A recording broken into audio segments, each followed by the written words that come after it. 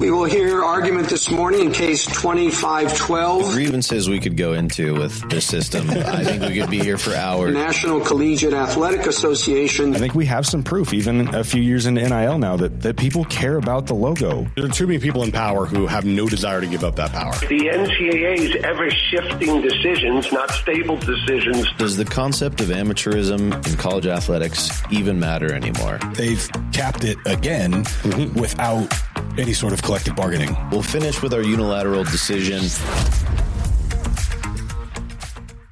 Everyone, welcome to another episode of Unilateral Decisions. Today, we're talking something that came through earlier this week, House versus NCAA Class Counsel. And before we get there, I want to go back to multimedia rights companies, what they do, and historically what their role has been in college athletics. So we're talking Learfield, JMI, Playfly.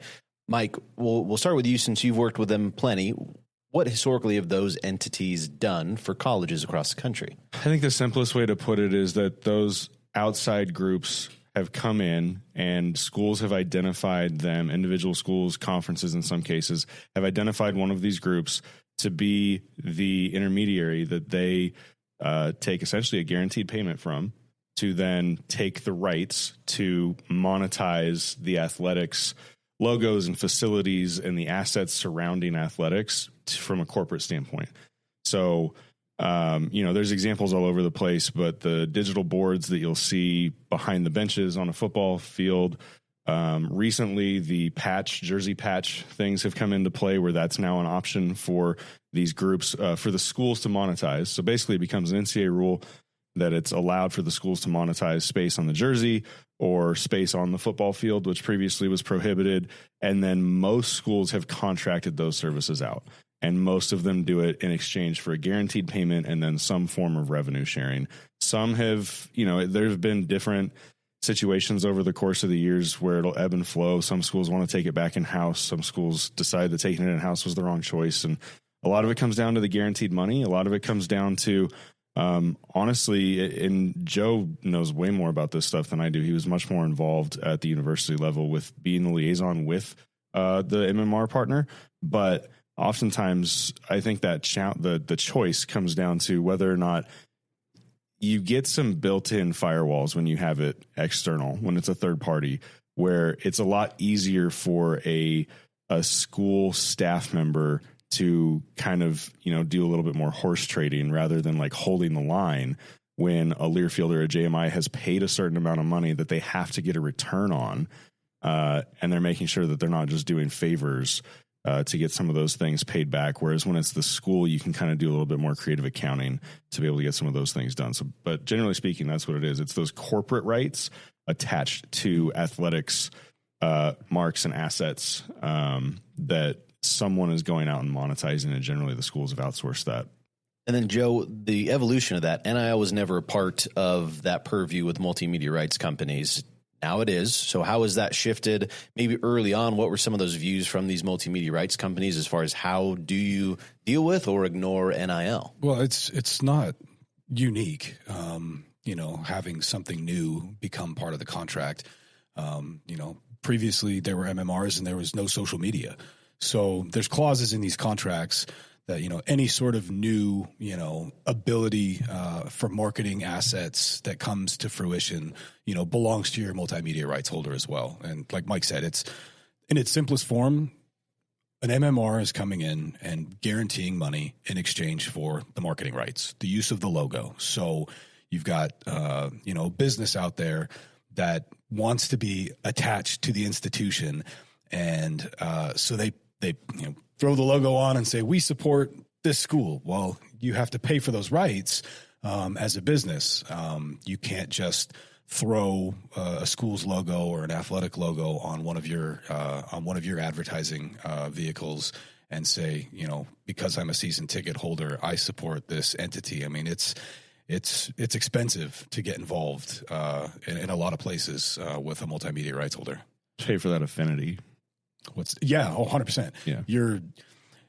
You want to affiliate with that institution because of the fandom, right? And so to affiliate your brand with that brings value to your business. And so, one of the things I had to be the guy at times to send emails and say, hey, you can't do this, or pick up the phone and call a business and say, hey, sorry, you can't do this. And so what you're seeing now with NIL specifically, and that reminds me that you actually asked a question instead of me continuing to just explain what Mike explained.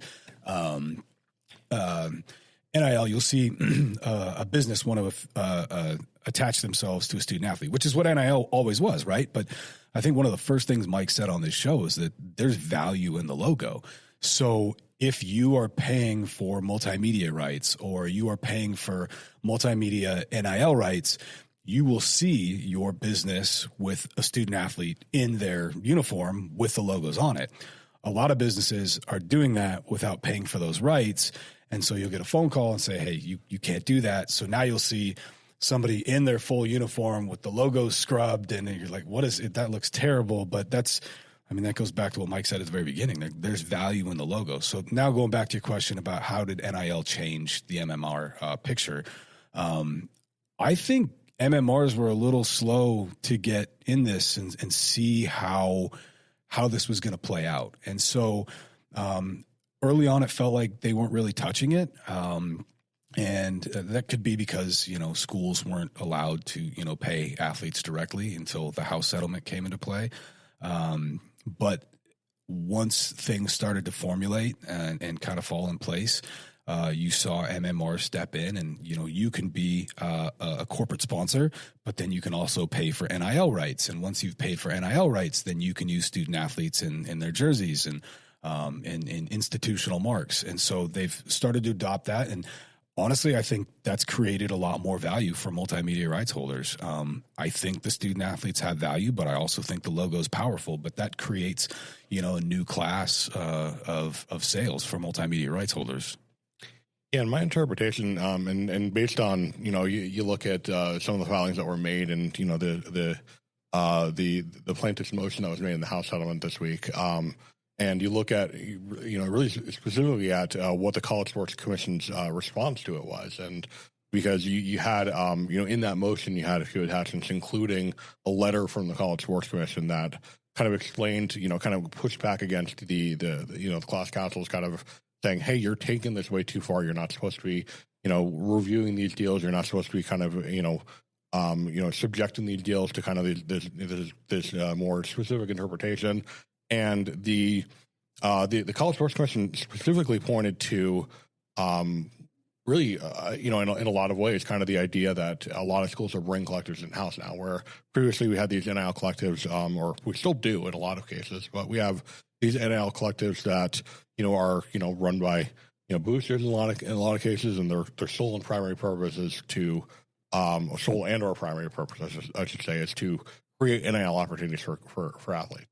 But a lot of schools are bringing those in-house, and what they're doing, and they point to, like, specifically, they point to PlayFi's relationship with LSU. One of the examples they give where PlayFi actually created in-house and kind of, and staffed it at LSU, and it's run by PlayFi, but it's at LSU, kind of part of LSU, specifically targeted towards LSU athletes, this NILSU initiative, this new program that is designed to, create NIL opportunities, using PlayFi's assets, using their relationships for LSU athletes. And that's what's kind of, that's kind of one of the clearest examples of the College Sports Commission saying, hey, wait a minute, this is actually something that should be covered within the House settlement. So this lawsuit at its crux is MMRs challenging NIL Go, the CSC, and saying our deals should not be subject to review. Basically, yeah. And it's all about interpretation. Because really, at the end of the day, I think it's kind of a misnomer. I think it's kind of, one thing about the House settlement that I don't think was made really terribly clear is that not every NIL deal is actually subject to the College Sports Commission to NIL Go's review, where they're reviewing things for fair market value and they're reviewing things for, is it a valid business purpose?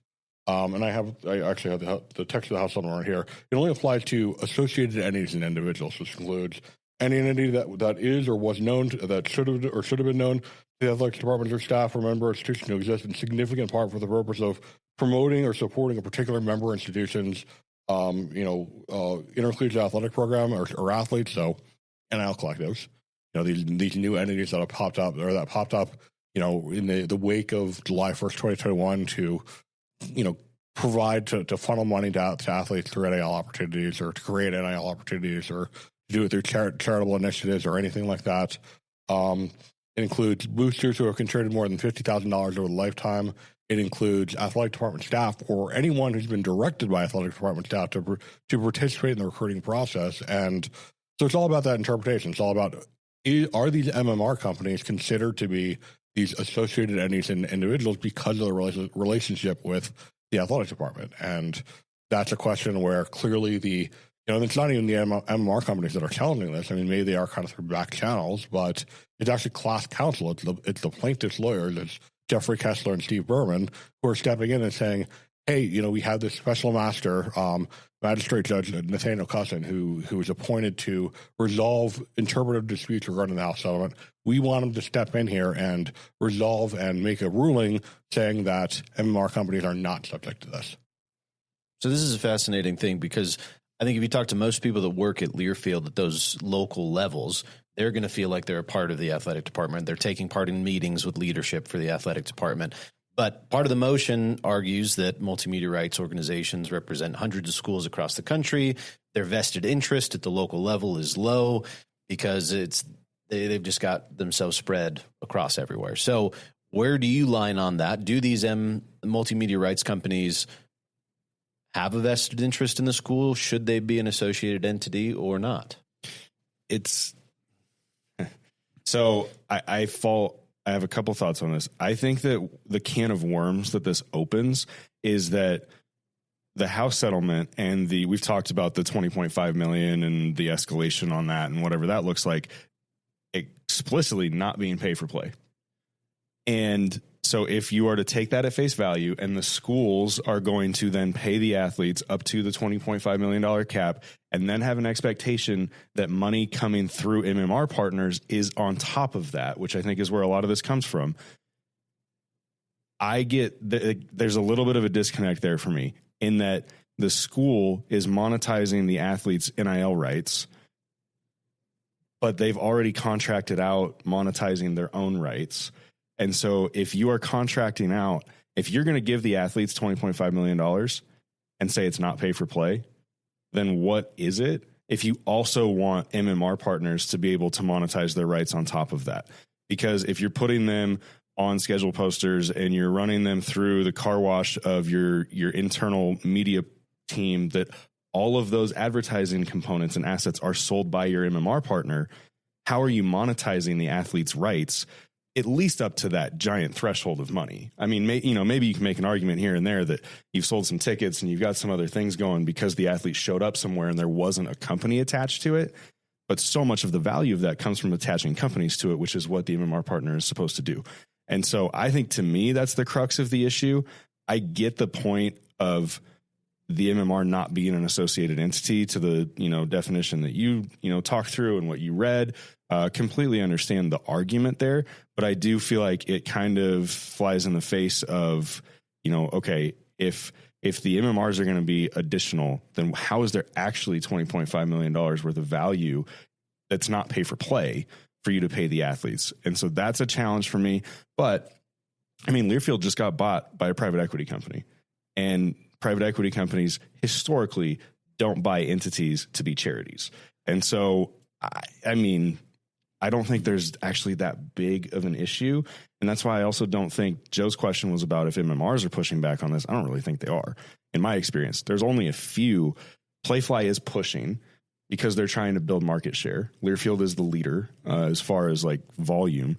And Playfly is pushing by trying to be creative to find these solutions at LSU. They're doing similar at Texas A&M. They've got a couple others that they're standing up across the country that they're coming in and saying, we'll be this solution also, where Learfield has been a little bit more hands-off on some of those things. And I think that they're not the ones pushing, for this motion. I think it's the plaintiff saying there's more money to be had. Yes. So anyway, that's a lot, but I yeah. And Sam, you mentioned earlier the NIL Go review. Walk me through what that is, because if I'm a consumer watching college sports, it doesn't seem like there's any review going on. It's just checks being cut left and right. So Where does that come from, and what has it done thus far? Well, there clearly is an NIL Go review going on because we have this dispute now. And this dispute, it wasn't necessarily mentioned specifically in the motion, but it's pretty clearly tied to kind of similar disputes that Ross Dellinger at Yahoo Sports has reported on at Nebraska and a few other schools as well. Texas was also mentioned in the letter from the College Sports Commission that was included in these exhibits. So what we're talking about here is under the House settlement, third-party NIL deals. It's one of the kind of the three planks of the House settlement, along with roster limits and revenue sharing provisions. The third plank here is that third-party NIL deals that are made with, made with associated entities and individuals, so collectives, boosters, athletic department staffers, third parties who can be reasonably interpreted as kind of within those buckets, which is the whole dispute with MMR. Any deal that's made with them, with an athlete as a third party NIL deal that's not directly with the school, has to be subject to NIL Go review, which is to say that it's going to be subject to a review for determining whether it is fair market value, which they actually changed that language, I should mention, to reasonable range of compensation, which is to say it's not so wildly out of whack where it's very clearly like we're paying them to be at the school. It's something that actually aligns to what what the value they're receiving in return is. So it was like, you're paying them to make 5 social media posts. Well, if you're paying them $1 million to do that, that's probably, unless it's a really, really, unless it's an athlete with a really high social media following where the value of those social media posts is a ton of money, it's going to be something that's going to be flagged by the NIL Go system. They're also looking at it to see whether it's for a valid business purpose, whether you actually have in the deal kind of a quid pro quo that is, in fact, you're paying them to do something that's actually going to support the business, that's actually going to support the third-party business in this relationship, or it's giving them something of value as well. And that again goes to kind of this reasonable range of compensation as well, where, again, it's not pay for play. And that's something where, for example, early on, the College Sports Commission, basically, not basically, but literally said all deals with collectives are not for a valid business purpose, because our interpretation is that NIL collectives only exist to kind of just funnel boost of money to athletes. They're not actually getting anything in return. They don't want anything in return. So that's not for a valid business purpose. House Settlement plaintiffs pushed back on that. College Sports Commission rescinded that to a certain degree. But again, another subject of controversy here. So it's all about that review. It's all about this fair market value and reasonable range of compensation review. It's all about the use of, the College Sports Commission. They created in alignment with Deloitte, an algorithm that kind of estimates this fair market value, estimates this reasonable range of compensation. It's all about whether it's subject to that review and whether these third parties, the MMR companies, are going to be limited in, what they're allowed to do with these athletes. This all leads into antitrust, something that gets mentioned on every episode we've had. The NCAA has been asking Congress for antitrust exemption for 25 years. Why? Sam? Well, because there's a lot that is subject to antitrust review right now. I mean, if you look at, and, they've been asking Congress for an antitrust exemption for a while because I think they've seen a lot of this coming, but really, a lot of this is picked up in earnest since the Alston decision, which, of course, we talked about several times on the show already. 2021, where the Supreme Court ruled 9-0. Not only that, the injunction that was in place, that was put into place by Judge Wilkin and the district court, that said that the NCAA cannot limit education-based compensation to athletes, things like postgraduate internships and laptops and things like that. Not only upholding that, but also saying the NCAA is subject to antitrust law. They're not immune from antitrust laws. They want to be. Their amateur rules are not immune to antitrust law. They have to go through the full, what we call rule or reach analysis, which is this very long, drawn out process that requires a lot of economic analysis. It's not just from the start saying the NCAA, their amateur rules are not subject to antitrust review. And since then, of course, we've seen the Ohio case, which was about transfer portal, that ruled that the year of residence rule could not be enforced. We saw the Tennessee case, which ruled that the NCAA's restriction on pre-enrollment NIL negotiation also cannot be enforced. We've seen eligibility cases that are antitrust based. We've seen all these different things where the NCAA rules are really being picked apart one by one on antitrust grounds, saying that it is a restraint on these athletes' abilities to be able to enter into and fully compete in this labor market by restricting their ability to transfer or their ability to go beyond kind of the 4 seasons in 5 years that the NCAA sets forth, and all these different things. So the NCAA is very much looking for antitrust relief to solve all these issues, but also this one as well, because the House settlement, House v. NCAA, another antitrust case. And one important thing when we're talking about this NIL go review, we're talking about MMR companies and really any third party boosters, booster collectives, the boosters companies themselves. We're talking about restricting their ability to compete in this market as well by having a maximum amount of money that they're able to pay athletes. That's also an antitrust issue as well. The Supreme Court's ruled over and over that maximum price fixing is still price fixing. So the NCAA is also, I'm sure, in the College Sports Commission, they're also, pretty scared at this point that we're going to see an antitrust lawsuit by a third party. We're going to see an antitrust lawsuit by maybe an MMR company, by maybe a third-party booster company, where they come in and say, we are not subject to the House settlement. The House settlement has release clauses that say that the athletes can't sue over this. We are not subject to that. We're not restricted to that. We didn't sign away any rights over being able to sue. And I think it's especially when we're talking about algorithmic price fixing, which has been a subject in a lot of other cases over the past few years, I think it's a case that the third parties could conceivably win. In my day job, this actually comes up. So a lot of our deals on the college sports collectibles and trading cards, depending on how the school interprets the situation, is subject to NIL Go review. And we're not an associated entity. We support thousands of athletes at hundreds of schools. But we have run into these situations where in some cases, every school has been a little bit different, and some schools interpret it that an athlete cannot actually do their activation and execute what the deliverables of the contract are until it has been submitted and reviewed by NIL Go.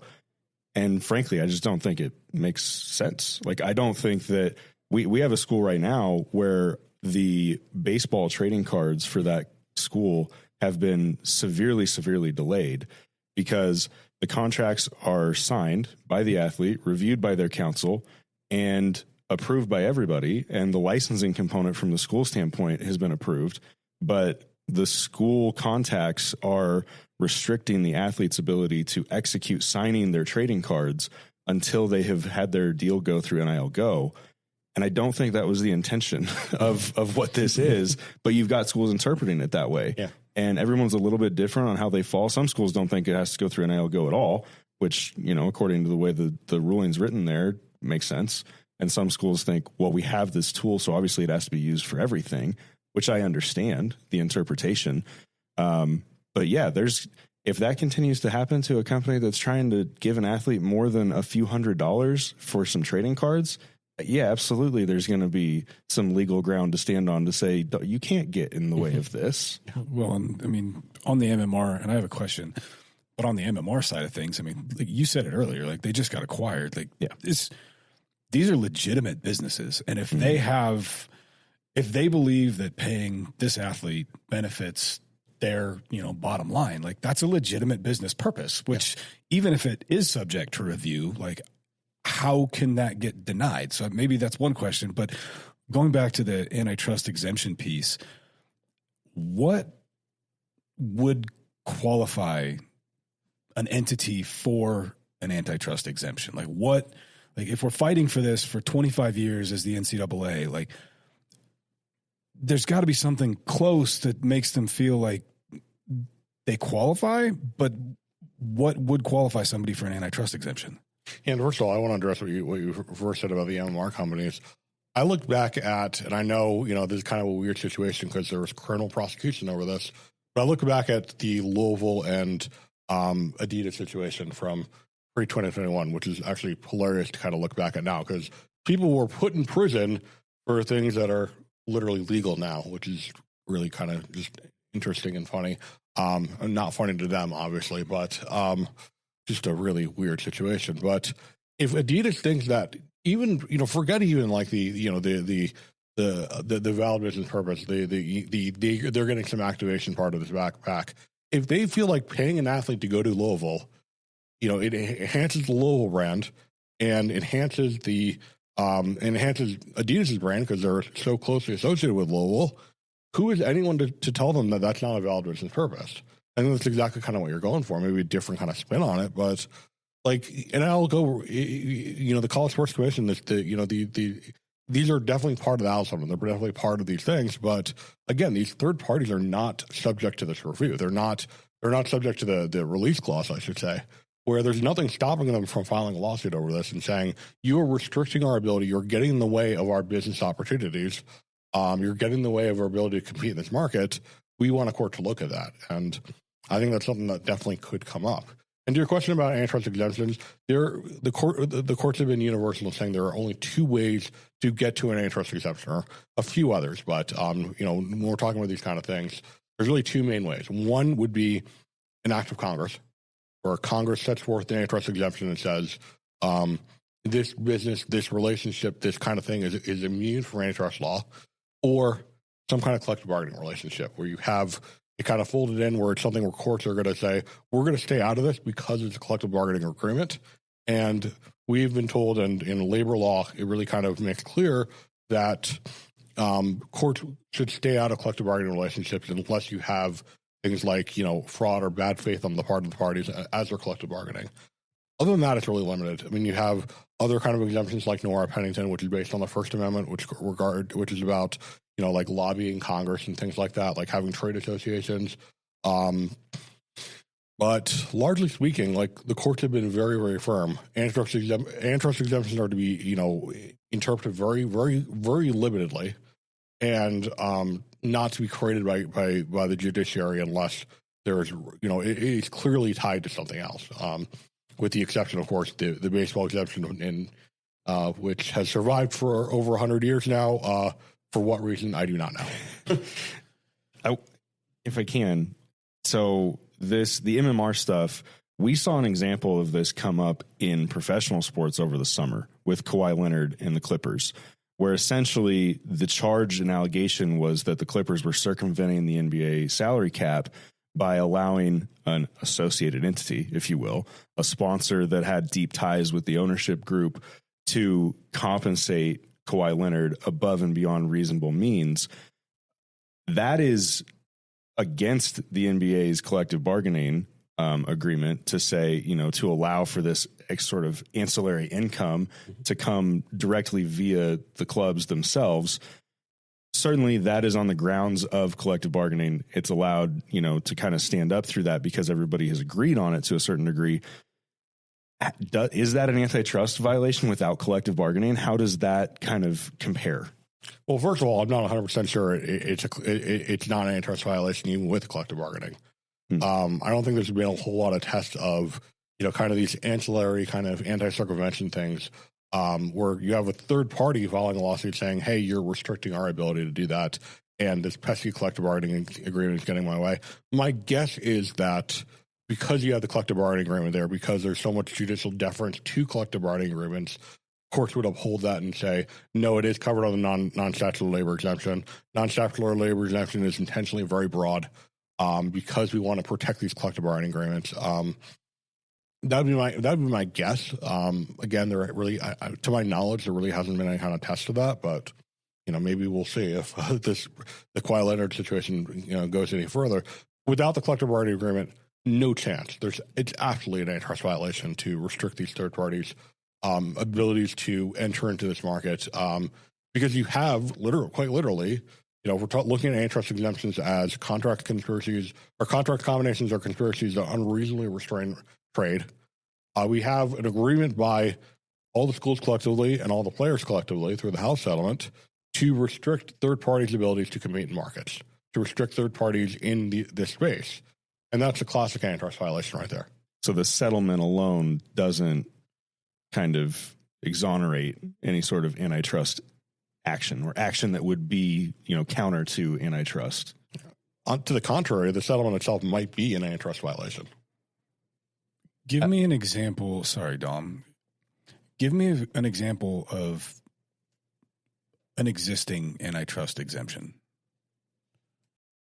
The one I like to point to in class is the Fishermen's Cooperative Act, which allows fishermen, commercial fishermen, to fix their prices. That's one that's created by Congress. It's very limited. It's very, very, very small. But just one I like to point to in class because it's so kind of random, and a lot of them are created just by trade associations groups saying we need some kind of relief here. We need to be able to do this because of the particulars of our industry. We need to be able to have price fixing in these cases. Another one would be, and one that is really the subject of a lot of discussion in college sports right now, and a lot of discussion in professional sports as well. If you look at all the disputes regarding the NFL right now, and the federal the FCC going after them, the Sports Broadcasting Act of 1961, where Congress stepped in and said for the NBA, for the NFL, for NHL. Major League Baseball, you are allowed to come. All the teams here, which are separate business entities, are allowed to come together to create league-wide broadcasting agreements with over the air networks like NBC, CBS, ABC. You're allowed to do that because we feel like it's best. Because a couple of years ago, you had a lawsuit involving the Baltimore Orioles, where a court actually said. Major League Baseball, by collectively creating this television package by having, one TV package for the entire league instead of 30 different, or it wasn't 30 at the time, but instead of individual team broadcasting agreements, that's an antitrust violation because you're negotiating collectively instead of individually, which of course is exactly what happened in the Regents case in 1984 because the NCAA is not subject to the Sports Broadcasting Act. So that'd be an example of an antitrust exemption. So as we put a bow on this real quick, I do have to mention Pablo Torre Finds Out did phenomenal journalism to find out all about this Kawhi Clippers contract. If you haven't listened to it yet, please do. Cannot recommend it enough. I also had to laugh, Sam. You brought it up. I was going to ask you a question about it, but collective bargaining, another buzzword on the show. So if you are at home playing a drinking game, every time we say antitrust or collective bargaining, you're going to have a rough evening. But MMR, it's not measles, mumps, rubella. It is multimedia rights in this case. So as it relates to college sports, MMR, and this House versus NCAA motion, our unilateral decision for tonight or today, who is in the right and why? Joe? I mean, I don't believe that an MMR is going to long term. Like, I don't believe that MMRs are going to just shell out, millions and millions and millions of dollars for nothing in return. Like, that's not the business that they're in. So, I mean, it's not even the MMRs that are filing this lawsuit. If there's so many pieces to this, like, it's which side do I fall? I fall on the side of the student athletes. Like, I believe that they have every right to earn revenue off their name, image, and likeness. And if an MMR wants to pay them for that, I believe it's a legitimate business purpose. That might be the simplest response I can give. Sam? I'll take a very textualist interpretation here because lawyer. If you look at the way that the House settlement is written, and if you look at the history of the House settlement, if you look at kind of the history and the fact that the associated entities and individuals term, and I meant to bring this up earlier, that was not the first draft of the settlement. First draft of the settlement said boosters. First draft of the settlement said boosters and said boosters very, very broadly, where, it would have impacted, if I wanted to enter into an NIL deal with an athlete, I have Boise State season tickets. With that, I pay, as part of that, I pay, I do a required donation to Boise State Athletics. That makes me a booster under those interpretations. It was far too broad. Judge Wilkins said it was far too broad. That's why we have the associated entities and individuals turn now, because Judge Wilkins stepped in and said, this is way too broad. You cannot do this. It impacts too many people. There's too many objections over this. You have to narrow this down. And now we have this narrower but very ambiguous, clearly, term, associated entities and individuals. And I believe the intention here is to make that a lot more narrow It's to exclude a lot of entities that would have otherwise been included and really kind of really limit it to what the target of the settlement was, which is boosters and collectives. Of course, that line gets really blurry because the MMR companies are in some cases kind of taking the place of collectives, but at the same time, the MMR companies are representing, it's similar to Mike with your company. They represent thousands of athletes at hundreds of schools. They have relationships with them. It's not one individual school. It's not like PlayFly, even though they have this NILSU initiative at LSU. It's not like they're doing it because they're LSU boosters. So I think if you look at if you look at kind of the text of the House settlement, if you look at the intentions of the House settlement of this particular term, I don't think MMR companies fall under that. Yeah. It's interesting because I think that when we talk about circumvention, it's not, to all the points that you guys raised, it is not that the MMR company is going to overspend, in my view, especially given Learfield's current acquisition. However, it could certainly be a way for money to funnel in from a booster-led company or a booster-led organization that is now coming through an MMR company that is on top of this dollar figure. So for me, I actually do this is extremely unpopular and unlike me. I actually kind of side on the side of the CSC NCAA group because I do think that there are so many instances, conceivable and plausible instances where the transactions are done at the request of the university and at the direction of the university and the athletic department personnel. Like Don mentioned earlier, that so many of the boots on the ground staff for these MMR companies do feel part of the department. It's part of the charm. It's part of why you do it. It's part of why they're there. And it's so easy to see the situations that I think the spirit of the settlement was meant to outlaw of, okay, the person who owns the local, car dealership is already given through the university to try to get the revenue share number up to where it can. How can they do more? Well, they can do more by increasing their sponsorship through the MMR partner and having that money funnel back to more athletes. That's conceivable. It will happen. And who's to say that's wrong? Valid business purpose, all those different things. And that's where the antitrust conversation comes in. Who's to say that's wrong? Who's to say that boosters shouldn't be able to do that? But I do understand the spirit of the ruling and the settlement and the language in there that they're trying to curb, because I go back to what I said before.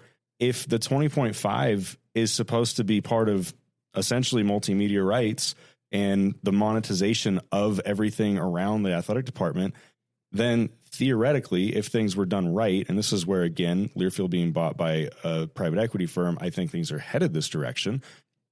The MMR partner will be buying those rights from the school. If the school has paid the athlete for it and the MMR partner is the one with the right to go activate it, they would be buying the rights then from the school. And so then you have a valid business purpose for sure for MMR partners to sell that for whatever it's worth. But that's not necessarily money funneling back to the athletes, which is what the House settlement was trying to say, what's fair, what's not fair. So I actually do side with the CSC on sort of the interpretation of what is an associated entity and why does that matter. But that doesn't mean that the settlement itself stands up in court and is not an antitrust violation, as we talked about before. So it's complicated and it's a little bit nuanced. I think if the settlement can be taken at face value, I understand the associated entity clause being relevant to MMR partners. But for all those same reasons, I can see why the House settlement should just probably be challenged in general. And that brings us right back to collective bargaining. Drink. A longer conversation for another show, maybe another week, another lawsuit. We'll be back at it next time on Unilateral Decisions.